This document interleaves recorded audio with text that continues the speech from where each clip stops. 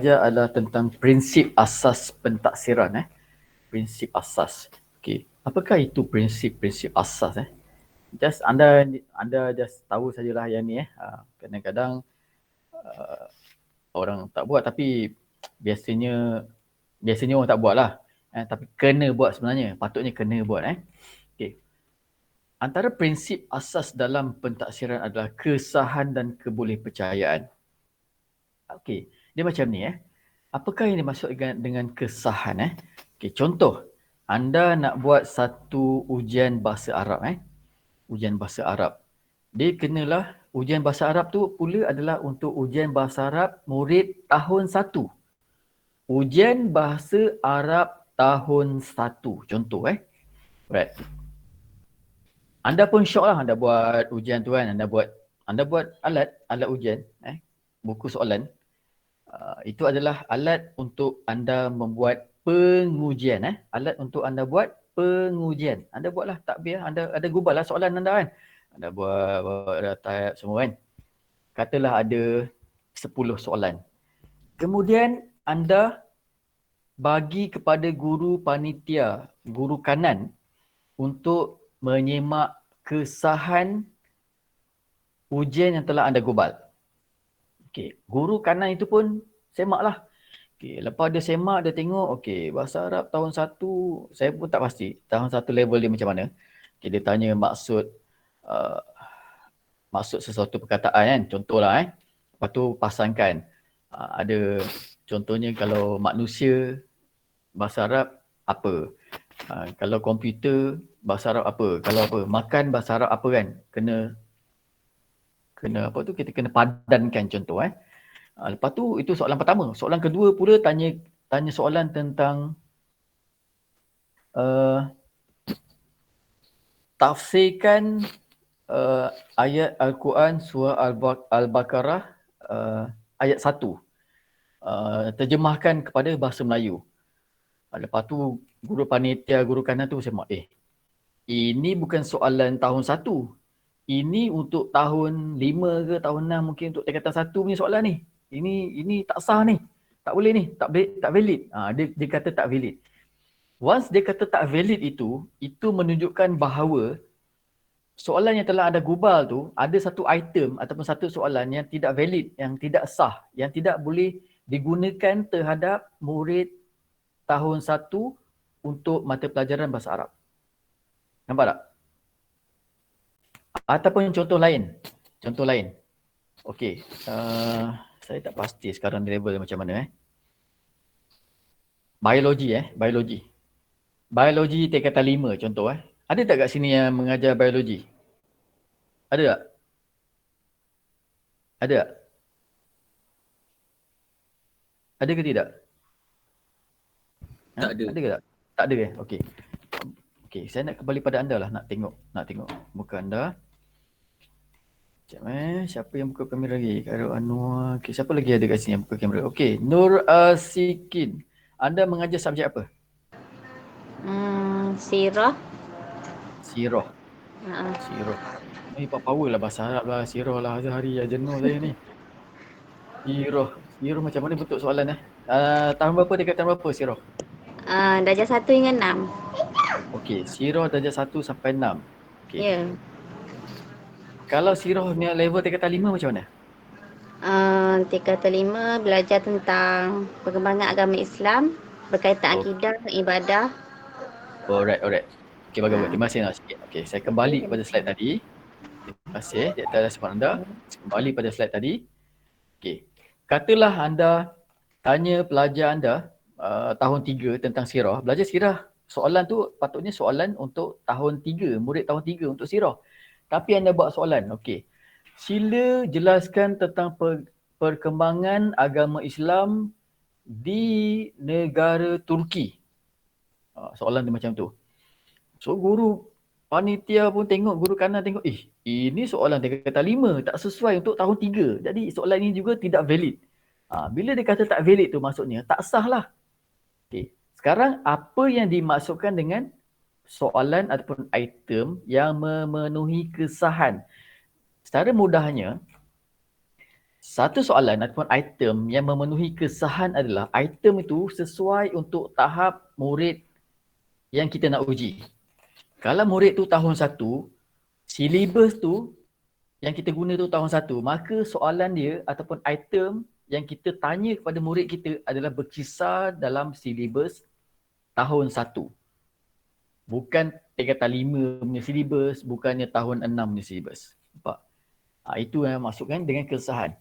Yang biasa berlaku adalah guru-guru biasanya dia ambil soalan daripada internet. Soalan daripada internet tu, tak tahu siapa penggubal dia, mungkin dia tidak sah. Apabila saya kata tidak sah, mungkin untuk kita tanya murid tahun 3, soalan yang digubal itu sebenarnya adalah level untuk murid ataupun pelajar tingkatan 3. Kita nak tanya murid tahun 3, tapi level dia soalan tu adalah level tingkatan 3. Maka itu tidak sah. Kalau nak ambil soalan daripada internet boleh. Tetapi anda kena sesuaikan semula dengan silibus murid mengikut tahap yang anda ajar itulah. Alright. Itu tentang kesahan. Okey, tentang kebolehpercayaan pula. Okey. Kebolehpercayaan ni lebih kepada ketekalan, kestabilan alat pengukur, alat ujian itu. Contoh saya nak beri contoh macam ni. Katalah kita buat satu set soalan untuk menguji pengetahuan sirah murid tahun 3. Okey. Murid tahun 3 tahun 2021 boleh jawab dengan baik. Murid tahun 3 tahun 2022 boleh menjawab dengan baik. So itu menunjukkan bahawa set soalan tersebut adalah memenuhi kebolehpercayaan. Tetapi kalau kita buat satu set soalan, murid tahun 2021, murid tahun 3 2021 boleh menjawab dengan baik, tetapi murid tahun 3 2022 langsung tak boleh jawab sedangkan kita guna set soalan yang sama, bermaksud ada masalah dengan kebolehpercayaan set soalan tersebut. Mungkin bukan keseluruhan set soalan. Mungkin ada item-item tertentu saja yang telah menjejaskan kebolehpercayaan set soalan tersebut. Nampak tak beza konsep kesahan dan kebolehpercayaan? Kebolehpercayaan ni, kalau satu set item itu ataupun satu set soalan itu memenuhi kebolehpercayaan, maksudnya dengan siapa pun, katalah murid tahun 3 sekolah kita uji, dia je boleh jawab dengan baik. Murid tahun 3 sekolah yang lain kita uji pun dia boleh menjawab dengan baik. Murid sekolah di Johor pun boleh jawab dengan baik. Murid sekolah di Kelantan boleh jawab dengan baik. Murid sekolah di Selangor boleh jawab dengan baik. Di Perak boleh jawab dengan baik. Itu maksudnya set item itu telah memenuhi kebolehpercayaan. So item soalan SPM sangat penting untuk memenuhi kesahan dan kebolehpercayaan. Okay, kepercayaan ni boleh diuji sebelum item itu ditakbir. Contohnya macam soalan SPM kan. Soalan SPM tu dia kena takbir kepada orang lain dulu. Tapi dia tak boleh lah takbir satu set. Dia kena pecah-pecahkan. Kalau takbir satu set, dia akan jadi soalan bocor. Dia tanpa pengetahuan umum, pihak kementerian akan bagi soalan ni pada sekolah tertentu, pada sekolah A, kemudian sekolah ni pada sekolah D. Kemudian dia akan dapatkan feedback. Tengok dia punya kestabilan dia. Murid sekolah Johor boleh tak jawab? Murid sekolah Kelantan boleh tak jawab?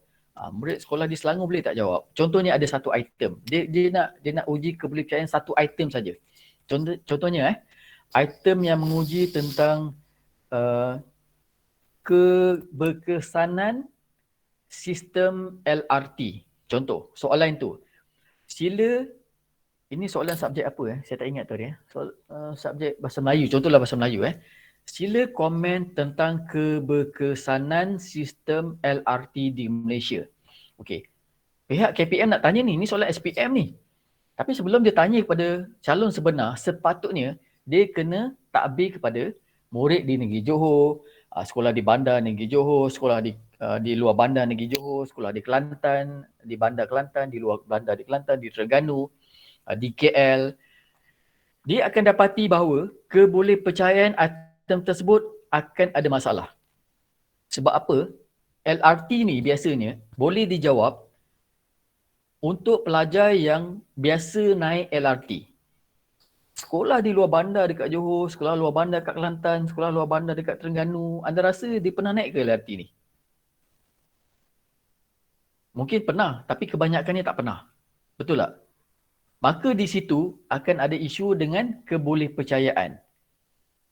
Maksudnya murid di KL boleh jawab dengan baik, tapi murid di Johor tak boleh jawab dengan baik sebab kebanyakannya tak pernah naik LRT. Murid di pedalaman di Kelantan, di Dabung ke, di mana ke, tak pernah naik LRT, lagilah tak boleh nak jawab. Dapat kosong markah. Murid di KL dapat 95% dia punya markah purata dia. Maksud 95% dengan kosong markah ni, dia punya perbezaan ni sangat jauh kan. Maksud ini telah ada ketidakstabilan di dalam markah. Itulah menunjukkan bahawa item soalan tersebut ada isu dengan kebolehpercayaan. Nampak? Ada soalan nak tanya? Saya tak nak pergi semua slide. Saya nak slide yang penting je saya nak cerita kepada anda. Sebab ini isu ni penting. Okay? Payah tanya kalau ada soalan. Jadi doktor, untuk kesahan Ya. yang kebolehpercayaan ni, kita nak counter dia, kita kena ada, contohnya kita kena buat JPU lah. Maksudnya, Betul. okay, faham. Terima kasih. Okay, kesahan tu kena buat JPU. Kesahan untuk kesahan kena buat JPU. Tapi kebolehpercayaan yang tu kena tengok kestabilan Alright, bagus soalan tu. Ada soalan lain? Kalau tak ada soalan lain, saya kembali balik ke slide tadi. Okay.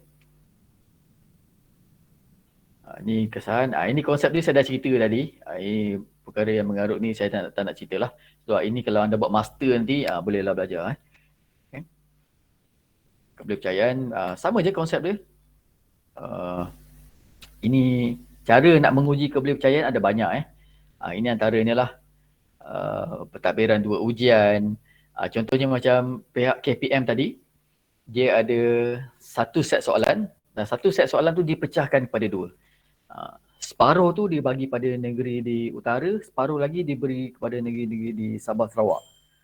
Dia pecahkan. Kemudian dia uji, tengok ada kestabilan tak dalam markah tu. Itu juga untuk menguji kebolehpercayaan. So jangan risau sangat yang ni. So saya rasa jarang anda buat perkara ni. Anda perlu buat perkara ni bila anda duduk di menjadi pengetua, guru besar, guru pentadbir yang mentadbir peperiksaan secara umum. Ini anda kena tahulah. Tapi at least anda tahu lah. Buat masa ni mungkin anda tak gunakan lagi, tetapi at least anda kena tahu sebab nanti bila anda jadi guru kanan, anda jadi pengetua, jadi guru besar, jadi pentadbir di Kementerian Pendidikan nanti, so anda tahu. At least bila orang sebut tu anda tahulah, kesahan ini maksud dia. Kebolehpercayaan ini maksudnya. Bagaimana nak buat ujian kebolehpercayaan? Ini cara dia. Saya tunjuk pada anda. Ni alternate form method.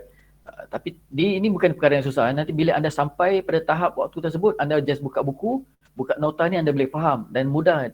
Dengan mudahnya anda boleh buat. Tak susah nak buat dia. Okay. So hari ni saya tak nak cerita dalam tentang ni sebab anda tak gunakan lagi waktu masa sekarang. Nanti bila anda nak gunakan, anda just tengok nota dan mudah saja. Yang penting anda tahu konsep dia, perbezaan antara kesahan dan kebolehpercayaan. Okay. Kebolehpercayaan tu merujuk pada kestabilan. Ini antaranya. Bila orang sebut tentang kebolehpercayaan, anda akan dengar perkataan yang ini. Per kali alpha dan formula kode Richardson. Orang akan biasanya guna alpha, simbol alpha ataupun KR. KR ni adalah kode Richardson. Dia ada kode Richardson 20. Dia ada, saya tulis ni bukan apa. At least anda pernah dengar lah. Nanti bila anda nak guna, nanti anda tahulah. Dia ada KR22. At least anda tahulah. Ini semua adalah teknik untuk menguji kebolehpercayaan. Okay. Alright, keobjektifan. Yang ni penting. Yang ni saya nak cerita lebih sikit. Keobjektifan ni adalah satu konsep di mana apabila kita buat sesuatu ujian tu, kita nak, kalau boleh nak seobjektif yang boleh. Maksudnya tak ada elemen subjektif. Kalau pelajar kita dapat 2 markah, memang 2 markah lah dia layak dapat. Bukannya 1.9, bukannya 1.7, bukannya 1.8. Okay, contoh kalau kita buat soalan multiple choice question tu, yang soalan aneka pilihan tu, itu adalah contoh soalan objektif. Maksudnya, contoh saya tanya soalan kepada anda. Okay.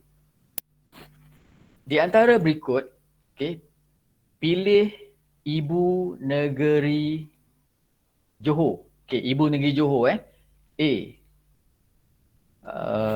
Kuala Kangsar. B. Georgetown. C. Johor Bahru. D. Kuantan. Apa jawapan dia? C. C tu apa? C tu apa? Johor Bahru. Ya, betul. So, itulah maksudkan dengan objektif. So, jawab anda pilih C dia, anda dapat markah. Dapat 1 markah ke 2 markah ke. Itu adalah objektif. Jawab betul dapat markah. Jawab salah tak dapat markah. Tapi kalau subjektif, dia akan kembali pada pertimbangan pemberi markah. Contoh pertimbangan pemberi markah. Itu nama dia subjektif. Kita kalau boleh tak nak ada elemen subjektif. Tetapi dia ada kelemahan dia lah. Objektif ada kelemahan dia, subjektif ada kelemahan dia. Contohnya soalan objektif yang seperti saya bagi tadi itulah. Okey. Lagi satu contoh soalan objektif saya bagi pada anda. Okey. Ibu negeri Perak adalah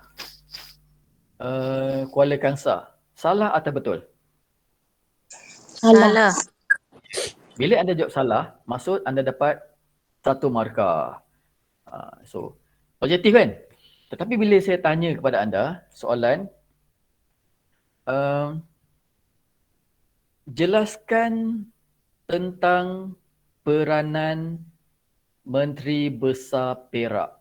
Markah penuh dia 10. So anda tulislah, anda tulis bla bla bla bla bla. Lepas tu anda hantar kepada saya dan saya bagi markah. Saya tengok jawapan ni ada poin. Yang ni dapat 10 markah, yang ni dapat 8 markah. Tapi kalau saya dah penat sangat kan, saya pun dah tak nak tengok rubrik dah. Okay, tengok macam banyak, panjang dia tulis ni, bagilah 10 markah. Tengok yang ni tulis pendek je. Walaupun pendek tapi poin dia banyak. Tapi disebabkan saya dah penat, pendek je tulis ni.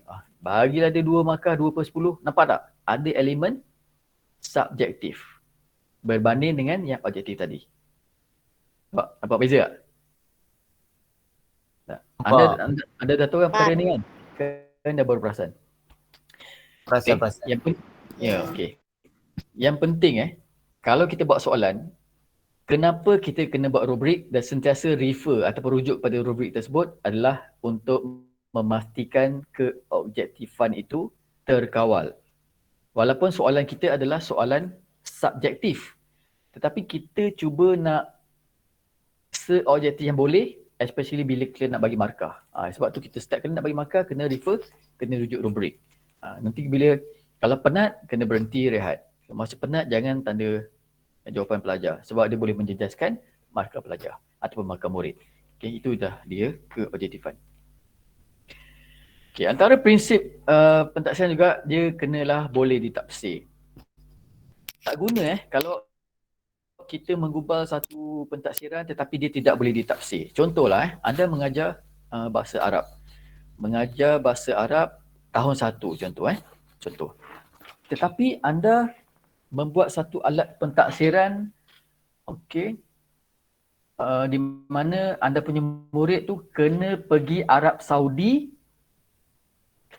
Dia punya tugasan tu, murid kena pergi Arab Saudi menemu bual beberapa orang berbangsa Arab dan mendapatkan lebih kurang 200 perkataan yang biasa dituturkan setiap hari.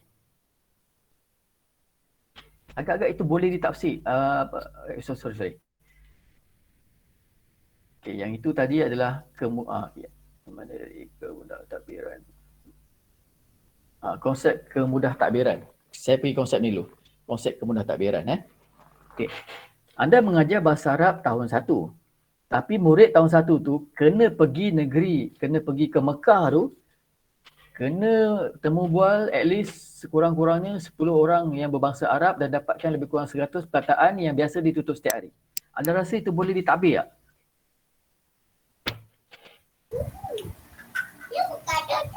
Terlalu sukar untuk ditalbir. Ya, soalan anda tu boleh ditakbir kepada murid anda tak? Itu tidak boleh ditakbir dan sangat sukar untuk murid anda pergi ke negeri Arab tu, especially pada keadaan sekarang ni. Dan belanja dia bukanlah RM10, RM20 kan. RM1,000 nak pergi negara Arab tu. Nak jumpa orang bahasa Arab kan. Jadi itu telah melanggar salah satu prinsip pentaksiran. Antara prinsip pentaksiran adalah kemudah takbiran. Dia kena mudah ditakbir. Contohnya anda buat tadi, kawan kita Hafizatul dia buat ujian tentang balingan bola kan. Balingan bola buat dekat padang. Itu boleh ditakbir dan mudah ditakbir. Tapi kalau bola itu, membaling bola itu dibuat di dalam kelas dan memerlukan bola tu dibaling yang tinggi dan gunakan bola keranjang tu yang keras tu warna oranye tu, maka banyaklah siling-siling kelas akan pecah nanti. Jadi itu juga melanggar prinsip pentaksiran iaitu kemudah takbiran. Okay. Sekarang ini kalau anda lihat, banyak prinsip pentaksiran telah dilanggar, especially apabila kita berhadapan dengan kelas online macam ni. Kalau anda lihat, contoh murid belajar muzik pun, patutnya kalau belajar gitar tu, dia kena ada gitar kan.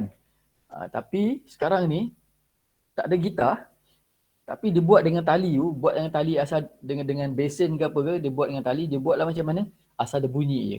So ada bunyi je dia bagi markah. So itu melanggar prinsip pentaksiran sebenarnya. Lagi satu, dia bukan kemudah takbiran tu dia ada kemudah takbiran tetapi dia melanggar prinsip yang ini. Tengok mana tadi prinsip satu lagi tadi?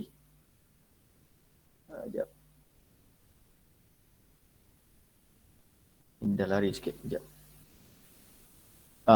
Prinsip keboleh tafsiran. Keboleh tafsiran ni juga adalah salah satu prinsip yang perlu ditekankan dalam pentaksiran. Kalau macam tadi, patutnya guna gitar. Tapi murid kita gunakan besen kat rumah, asal keluar bunyi je. So macam mana kita nak, guru muzik tu, dia nak mentafsir bunyi yang keluar dekat besen berbanding dengan bunyi yang keluar daripada gitar yang sebenar. Ada perbezaan kan? So keboleh tafsiran tu akan terjejas. Nampak? Lagi apa? Contohnya, apa lagi kalau bahasa Arab tu Quran boleh lah mengaji kat rumah kan. Apa lagi? Boleh bagi contoh kat saya yang dalam konteks anda sebagai guru yang mengajar di banyak tentang agama. Ada tak? Ada contoh lain ke? Yang boleh share kepada kita, share kepada saya? Ada? Keboleh tafsiran? Anda dekat sini ada tak mengajar subjek lain? Subjek sains ke, matematik ke? Ada ke? Matematik. Okey, siapa aja matematik tadi? Sekejap nak tengok. Siapa aja subjek matematik tadi? Saya Mustafa. Mustafa Kamal. Okey, subjek matematik. Okey, subjek matematik apa yang kadang-kala melanggar prinsip pentaksiran, especially pada masa sekarang ni? Mustafa, ada tak? Ada rasanya. Apa contoh? Contoh? Melibatkan ni kot. Soalan-soalan yang melibatkan penyelesaian masalah. Sebab penyelesaian masalah dia susah sikit sebab dia kena counter dengan silibus yang sebelum-sebelum tu. Contohnya, dia kena tahu dulu tambah tolak darab bahagi. Kalau ada problem kat situ, kadang-kadang cikgu dia nak silibus cepat sebab PDPR contohnya. Kita nak cepat. Jadi kita ada skip sikit subtopik supaya nak kejar silibus. Maka penyelesaian masalah tu dia macam terganggu sikit di situ. So itu melanggar prinsip yang mana? Melanggar prinsip, tak faham macam mana Kan kita tadi belajar ada prinsip pentaksiran tadi. Ya. Prinsip mana yang dilanggar tu? Dari segi pentaksiran, kalau kita buat pentaksiran matematik tu, prinsip apa yang akan dilanggar? penilaian. Okey, kita tengok balik prinsip yang kita belajar tadi. Sekejap Tengok balik prinsip-prinsip pentaksiran yang kita belajar tadi. Apa dia prinsip-prinsip dia? Okey, kita tengok. Kita jadikan sahabat khabar punya sebagai benchmark kita. Okey. Ini antara prinsip pentaksiran yang kita belajar hari ini. Antara prinsip dia adalah kesahan, kebolehpercayaan, apa lagi? Konsep apa lagi? Sekejap Keobjektifan, keobjektifan, kemudah takbiran, kemudah takbiran. kemudah takbiran, kemudah tafsiran. Sorry, salah eja tu So, prinsip mana yang dilanggar tu? Ada 5 prinsip kat ni. Kalau kita buat pentaksiran matematik yang pelajar di rumah yang tak pernah pun tunjuk jalan kira dekat sekolah tu, prinsip mana yang kita langgar tu? Ada ke? Ada Mr. Kamal? Ustaz Pak Kamal?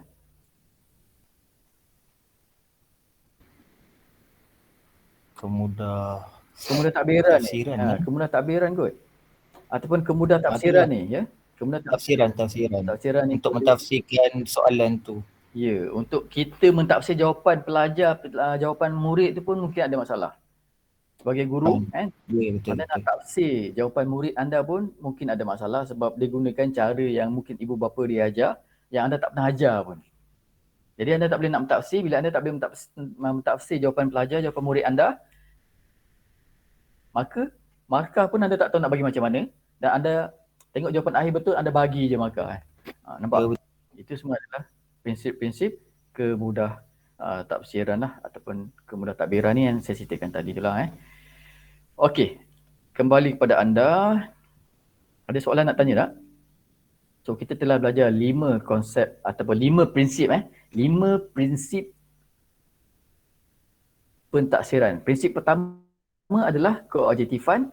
Prinsip kedua adalah prinsip pertama adalah apa tadi? Mana? Kesahan, Kesahan. Kedua, kebolehpercayaan. kebolehpercayaan. Yang ketiga, keobjektifan. Yang keempat, kebolehtaksiran. Yang kelima adalah kebolehtakbiran. Okay? So ada 5 prinsip. So 5 prinsip tu nanti anda jadi guru pelatih masa buat latihan mengajar, nanti anda cubalah apply. Sekarang pun anda boleh apply. Anda pun sekarang dah menjalankan tugas sebagai seorang guru kan. Adakah di kalangan anda ni yang belum jadi guru? Sebab sebelum ni saya ada pelajar yang dia bukan guru. Dia pegawai bank. Ada doktor. Ada. Nur Saibah Ya saya. Saibah sebagai apa? Accountant. Accountant. Tengok. Accountant ni mesti terror matematik ni. Okay. Lagi? Siapa lagi? Okay, siapa lagi? Okay, seorang je kan Saibah. Saya doktor. Saya pun sama accountant juga. Accountant. Wah, hebat 2 orang accountant So, 2 orang ni Nur Saibah dan Hamidah ni adalah anda punya bendahari ya. Bendahari kumpulan ya. Ini kalau jadi bendahari kumpulan ni, duit tu akan berkembang tau.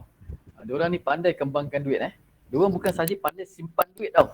Accountant sekarang ni bukan saja pandai simpan duit, diorang pandai kembangkan duit. Okay. Betul tak? Hamidah dan Nur Saibah. Betul ke tidak? Betul lah tu. Dia biasanya diam tu setuju kan. Kembangkan duit orang. Kembangkan duit sendiri jugalah. Alright. Okey, sekarang ni kita pergi kepada yang ketiga. Ketiga. Nak rehat ke?